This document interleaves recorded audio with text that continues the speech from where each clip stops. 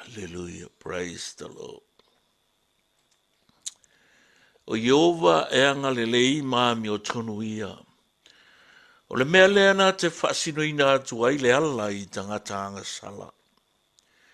E taita ina e ia o e anga malu i le whamasinonga. Nā te ao mai foi i e anga malu i lona ala. O ala umalawa o Yehova, o le alofa ia ma le whamaoni i e ua tausi i lana whengainga mana tū la fono. I o vae, ono o lo suafa, ia e wha maa ngalo mai aila uang sala a wa ua tele lava. Good and upright is the Lord, therefore he teaches sinners in the way. The humble he guides in justice, and the humble he teaches his way. All the paths of the Lord are mercy and truth, to such as keep his covenant and his testimonies. For your name's sake, O Lord, pardon my iniquity, for it is great. Hallelujah. Glory to the name of Jesus Christ, our Lord, our Savior, our Redeemer. He is the way, the truth, and the life, the light of life, the one and only begotten Son of God, incarnated to a form of human to bring restoration to mankind. Hallelujah. Hallelujah to you, O God. Whawhetai tele lava ta mai le ni tai au. O mātou to e auria manuia mai i le malosi, i le maloloina, i le file mu ma le sauratonga. Ia te oe pea lava lo lava vi inga, le whamanu ma le whanetanga, nei maso uma e whavavau lava. Ia o sauni ia le porka lama le nei tai au tu samalo fina ngalo, whamule mole anga pa ia fia maia, se e whapa ia ina le nei au wala vasota inga ua mātou whangaina. Ai maise o lau whau unga i lunga o la mātou talatalanga, e tuwha ma whasoina e le tala le leio lo malo. So ina i mātou le toto le tamai māmo e whamule mole. Whamunia foi lau pa ia ua mātou mafuta i le nei tai au. Tō lau api lau angeru le menei. I whai wina i foi le porka lama, i le manuia ma le saunga le mu. Ai vi i ai le suafa Jesu Kiriso, o lo mātou a lii ma lo mātou whaola, o ia ala toi le mātou tatano. Amen. Praise the Lord. Ia, hausula tato pese lea whi mai. How lovely on the mountain are the feet of those who bring good news. Amen.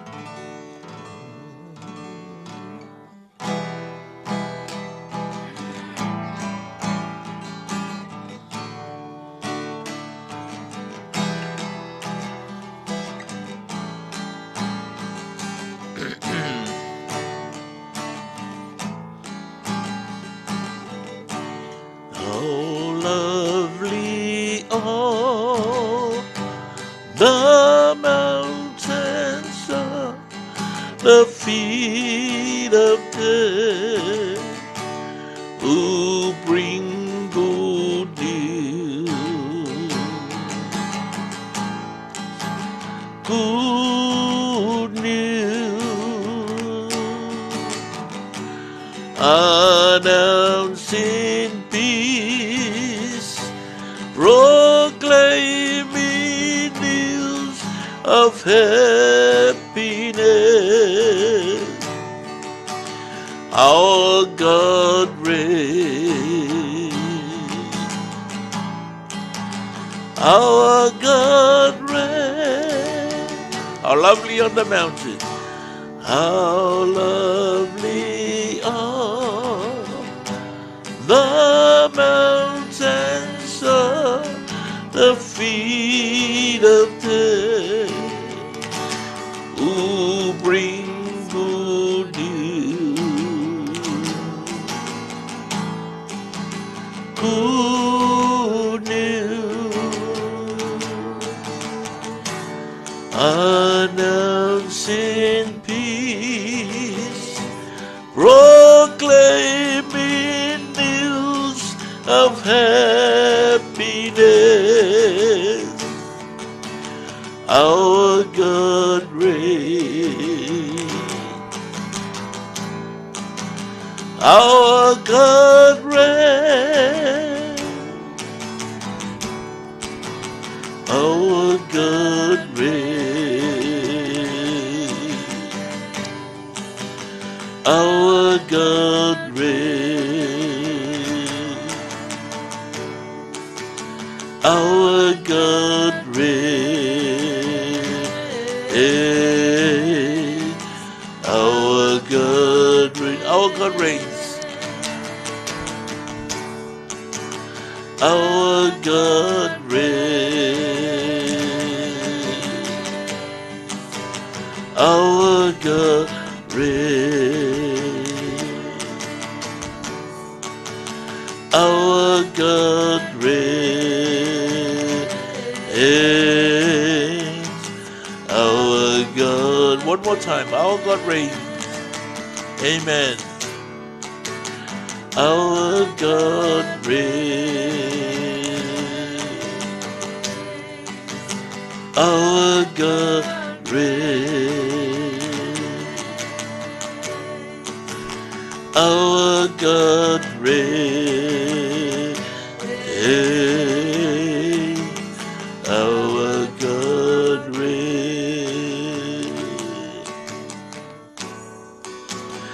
Our God reigns.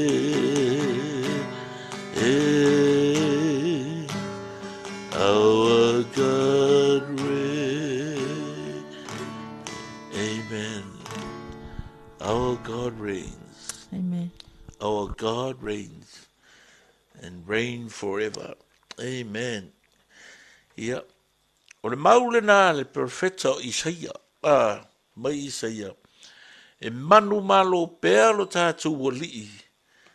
E manu malo pea e o le whawawau. O ai le malosi o le lalolangi le nei. O malo, mawhai ngā malo, tai. O ai tangata pito sili na malo losi o le lalolangi nei. O le me pito sili na na vai numa o le no whaari pa ia o le. Amen.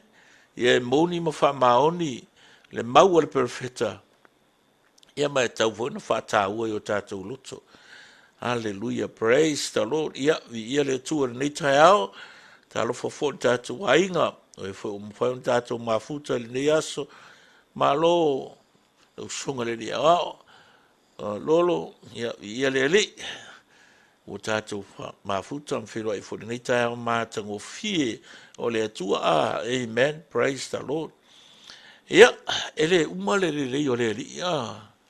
O maku le aso, sau le aso. Ia ka koe alo lua, o ai ako o makua mau ia kuale le ia.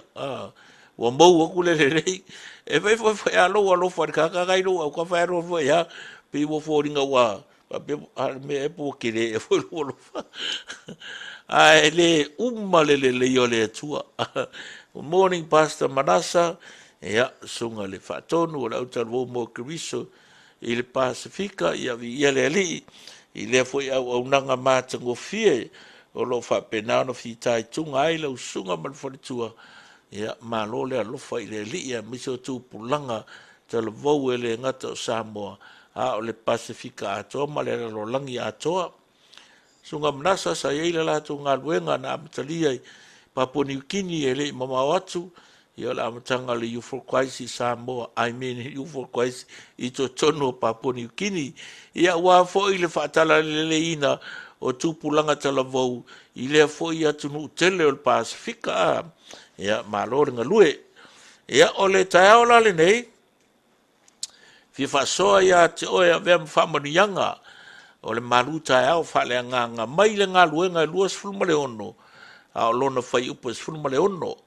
E whapea lona whai tauina. E tū la ia i lunga o vai. Wa le mele ua whaari ai au ia te oe. Ia tō fia oe whai ma au auna. Ma moli mau i mea wa ewa aia.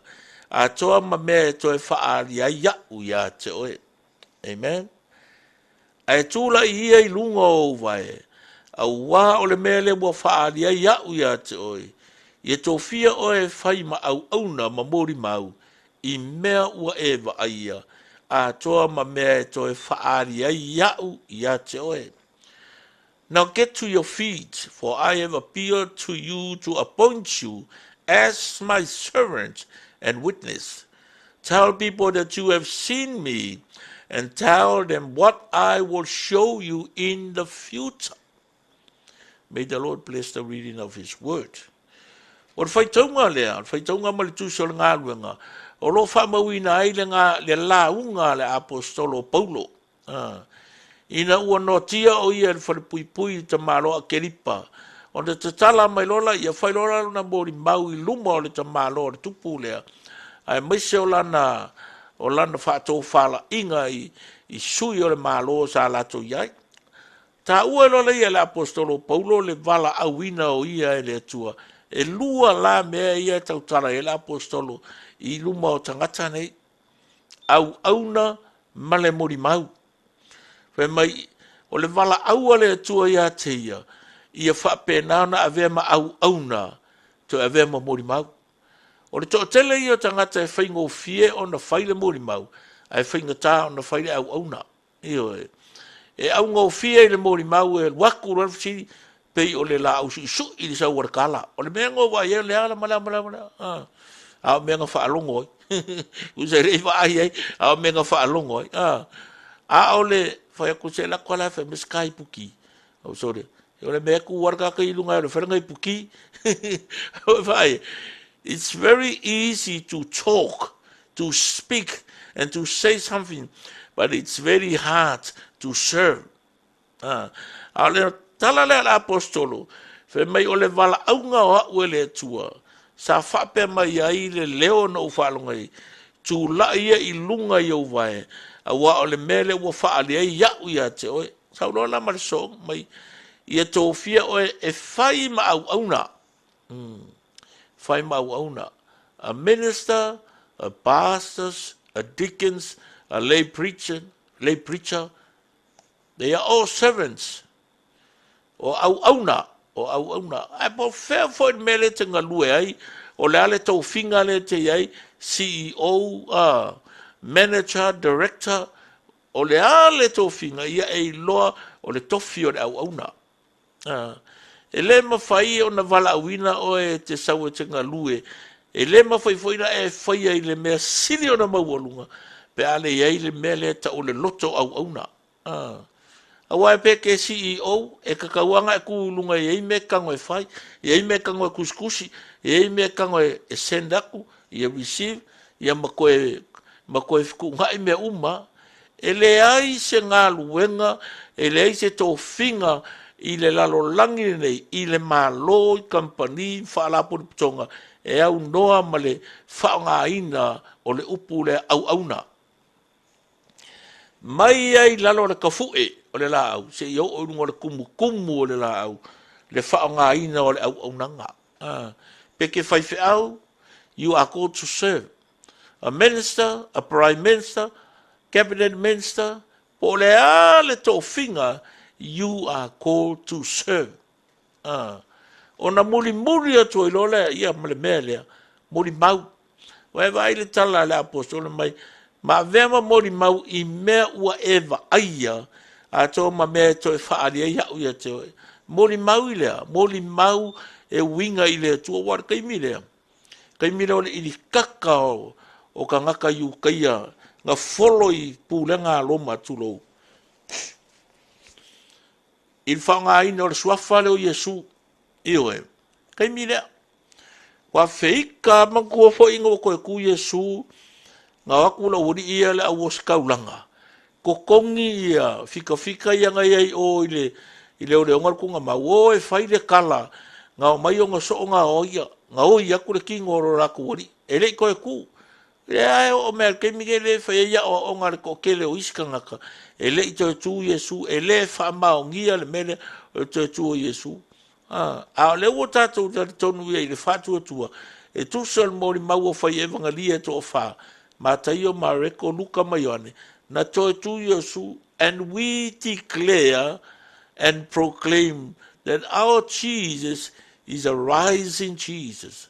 He was resurrected from the tomb and from the death. Amen. Na toe tū manu malo mai Yesu mai le tunga mau. O lea lai fai mai le tala a le apostolo. O le wala awina so se tangata ua whao la ina. Wa vema tangata anu o le malo le tua. Wa e alu makala i o oe o le kerusiano. Ia e manga kua e lenga o le mori mau. Oe o le awauna. E lenga o le la e o le pelaue fusiua. Ma ngaia ke unga. Ka kangi lau i malau o loko. Olo lau malu malau wako. Ai makua musua o e whaise whea. Musu alo e salun fale sa, musu alo e si ile si pika, musu alo e moa le vao, ia mafufuru le ka avale, ma fai mari puki, fai ngi mea ai. O le au aunga, o le si vanka o le au aunga, iko kongo ala o le ka si le kau kalunga. Fai lau giving, fai lau offering, not to the minister or to the church, but to God. Awa o le mea ngā le ua tupu fo ia tātou ne nei voi taimi. Fe e ave yengi mea la waku, fe ave. Ai avea i le tua molo wakokua. E ke le su e fua, ke le popole fua. Wala wa, mo kiria o ia kou ia. Ai le ngata na help the elders. Help the young ones. So ani tangata mātutua, so ani tupulanga talavau, so ani le au na le tua. Ua vai mai, o le au na male mori mau. A servant focus on doing his master's will. O le fuatau wa lunga leo leo langa o le meo le au na. Ia whaia le fina ngalo o lona matai. A penga veke la kura moronga luanga mai lon me leo le portfolio. Kau mai ake oe le kaimi ke amakai, kau mai ake oe ia le mea ke ngofo ai, kau mai ake oe au ngā lua ngai whai. O le mea ke ho o iai, ma le mea le kau ngai ho o iai. E a mai a koa le aka o le whakungua o lausa vali, ma lau kaukala, ma au ngā lua ngai whai. O ngai alura ia. But what about a witness? A witness testifies to what he or she has seen and personally experienced. O le tangata moni mau e tau tino i mea ua vaai i ai, i mea sa vaai i ai, ma mea ua o ngāia te ia, ma ua ia mai tauina. Le lei pe leanga po le ale tūlanga i ai. E whape ngala le wala aunga o tātou. So pe ano whētu so se tangata ua whaola ina lo na o langa, wa e alu makalai mai o au ke loku le whaola inga, o le maa ngaia fo ia, o le ngakoi ngā upu, loku whaola inga. Loku whaole. E le ai se me o wha mauinga i kongu kuspa ia. E ingi me ka ongi loku whaola inga. Le ai e le whaola inga se loku. E whaola inga le nganga o le tangata. A wai me whaia ngai, aleluia, prestarun. O le a o upu ia, ma au a mia o le makua le kusa, ma le mele tau talai. So le mea le kaua, ia whaola inga le loku. Wa a fio mai le tua, e a fio mai ake oe, e le a fio mai le fale. O lo voi fai mai le tala le tusi, o le mea piko siringa ka ua i le tua, o lou loko, o lou loko, a ele o le fale, a wai ke le alu mai a vese fale sa, e umare loko kuru fale sa, ma me fai ili a eru o i el kou fale, so le mea langa e ta ua, o le tangata, a ele o le fale, a langa ua fia fai kako e whaanganga upu o le ingoa, and the way we worship, and how we worship, amen. Au na lama le mori mau e te tau iso se tangata ua whai mai ua whaalaina.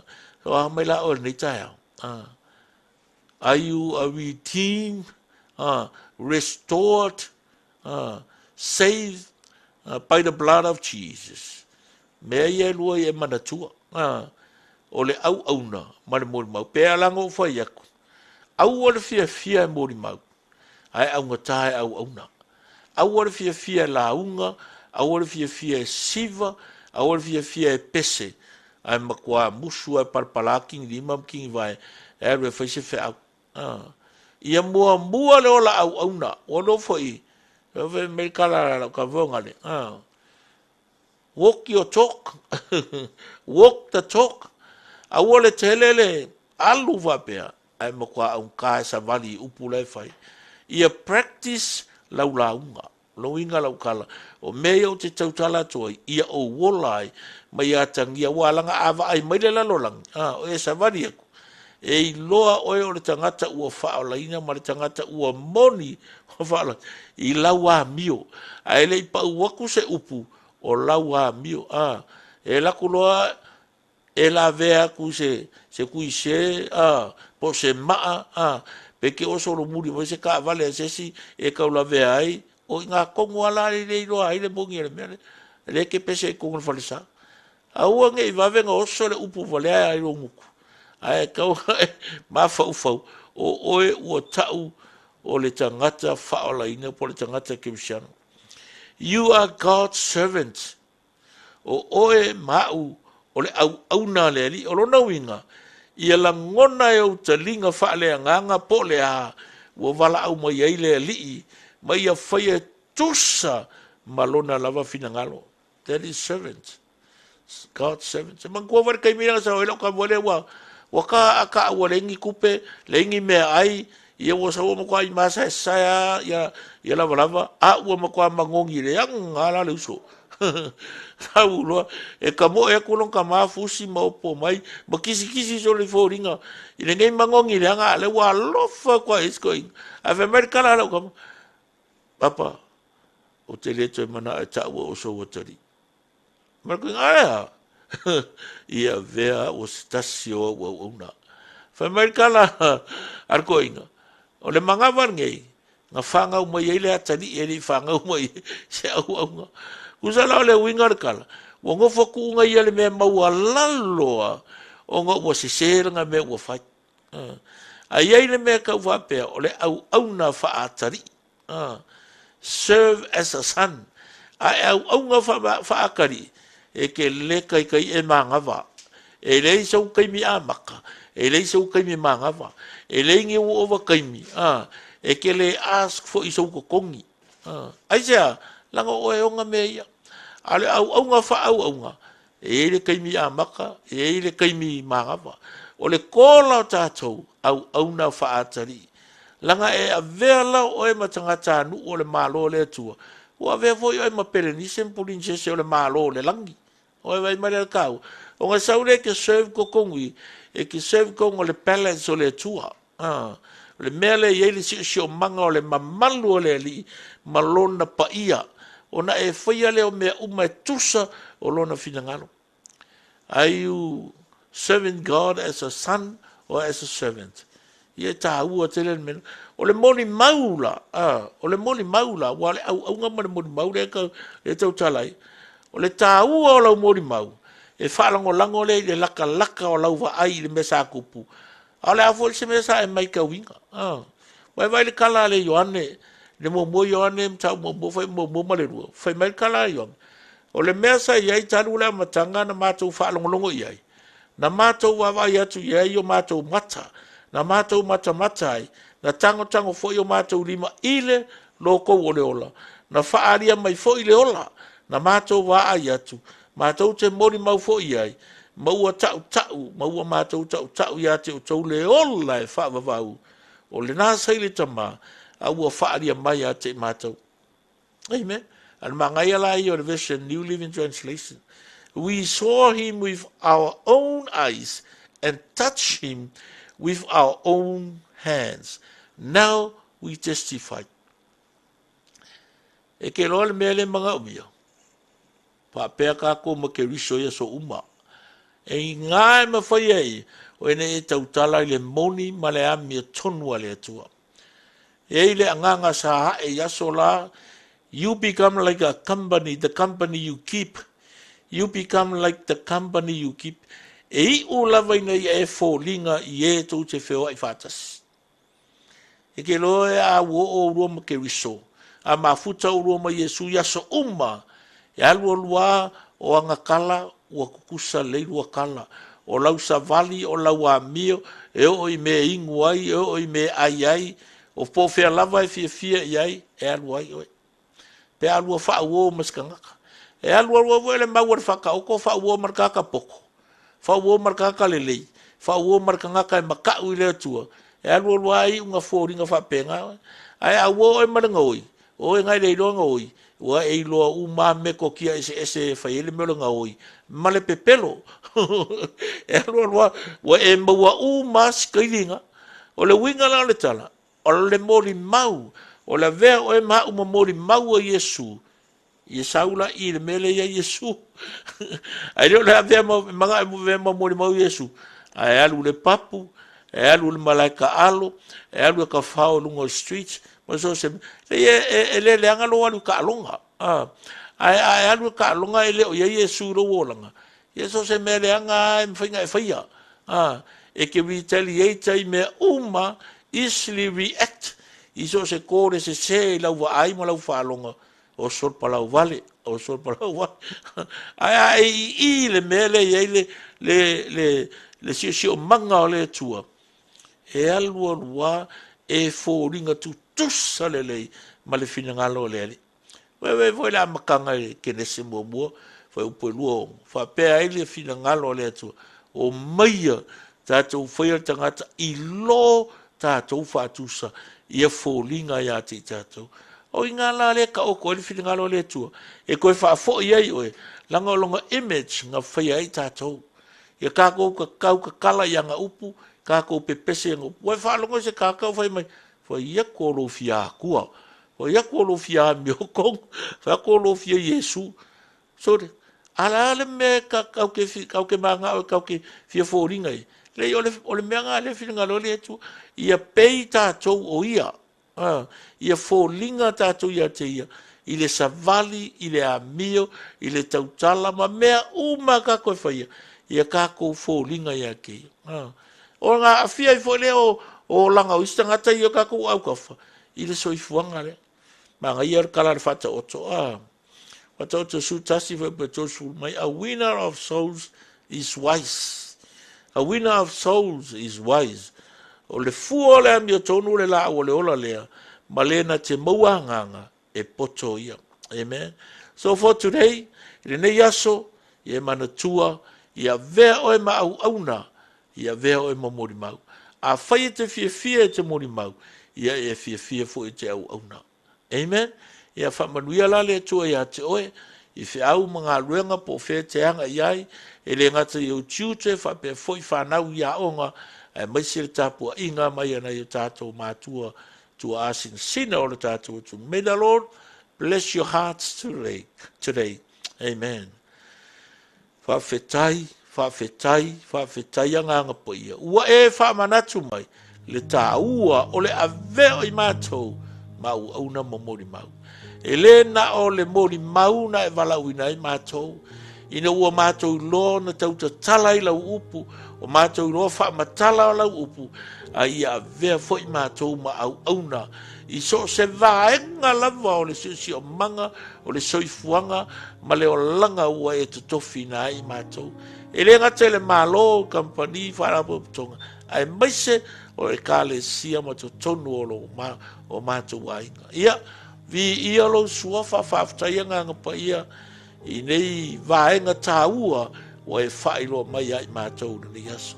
Ia ona mātou te talo, anga le lei mai whamanuia i lo nou, mai se o tangata ma le aupa ia atoa, i lava singa uma o whenga iai nei aso, mai se o a onga nei whanau. Ia wape fori tapua inga mai a inga nei mātua, au ona tutofi o le tala le lei, ia wape foi au ona misionari tawhai fio le larolangi, ia wha mana ina la lātou mori mau, ina o avea i lātou ma mori mau, ma au auna mo o e malo, ia ona mātou talo foi lea ngalele mai nei atunu, i ona te tai, lona lau ele, lona ta mau a inga, ia wha pena foi ona atina, ia ele ngata mo Australia. Ai o le lalolangi atoa, ai maise si o mātou o tunu pele o Samoa. Mātou wala au lava malea nganga whaalo alo, e a wala le soafa Yesu lo mātou ali, lo mātou utua, ma lo mātou whaola. Amen, amen. Praise the Lord.